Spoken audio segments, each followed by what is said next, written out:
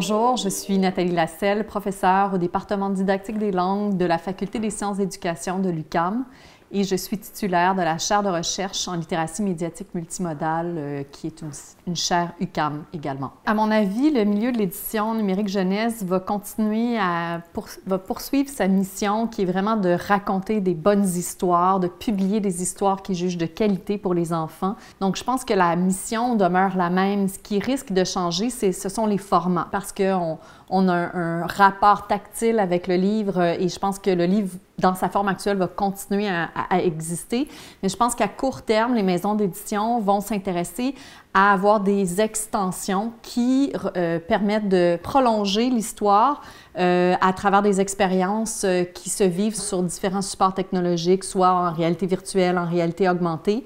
C'est sûr qu'il y a le livre application qui existe déjà, mais qui perce tranquillement parce que c'est très coûteux d'en produire. Je pense également qu'il va y avoir de plus en plus l'hybridation des formes, c'est-à-dire qu'on va pouvoir être dans un univers narratif papier, par exemple, et avoir en réalité augmentée de l'information sur le contexte culturel de l'histoire, sur les lieux. Donc, on va avoir une hybridation du narratif et du documentaire là, de plus en plus dans les livres qui sont offerts aux enfants. Et aussi, je pense qu'on va exploiter à court terme de plus en plus l'aspect collaboratif parce que les jeunes sont habitués de consommer de la culture, mais d'être aussi des collaborateurs. Ils sont très créatifs, ils ont envie de modifier, de transformer les histoires. Donc, on va voir de plus en plus sur le modèle de Fonfon interactif, par exemple, des plateformes qui permettent aux enfants de transformer l'histoire, de la recréer à partir de leur expérience personnelle. À mon avis,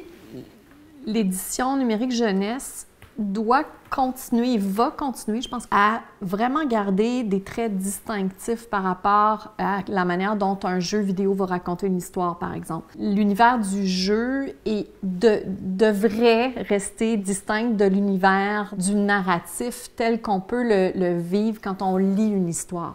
C'est-à-dire qu'on peut participer à cette histoire-là, on peut la vivre sur différents formats et je pense que dans la diversification des produits que les maisons d'édition risquent d'envisager dans l'avenir, on devrait retrouver cette possibilité de vivre une histoire sur le dispositif de notre choix. Donc, si on veut la vivre en réalité virtuelle, on met le casque, ou en réalité augmentée, ou avec son parent qui nous fait les gestes et qui lit de manière plus traditionnelle parce qu'il veut s'investir dans l'histoire.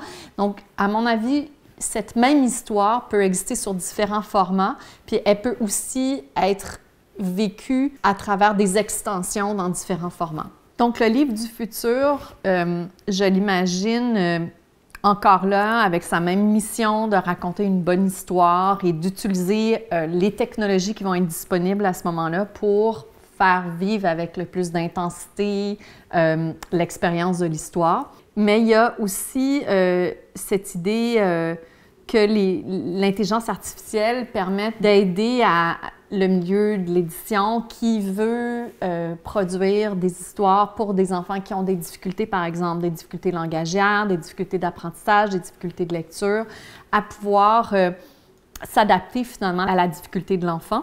Mais je pense qu'il faut que la langue continue à être le véhicule de la manière de raconter une histoire. Le livre du futur va vouloir trouver le moyen qu'on puisse avoir le plus d'expériences sensorielles qui soient proposées par le livre, c'est-à-dire qu'on a déjà, dans le livre actuel, cette idée on a introduit l'idée de gratter et de sentir.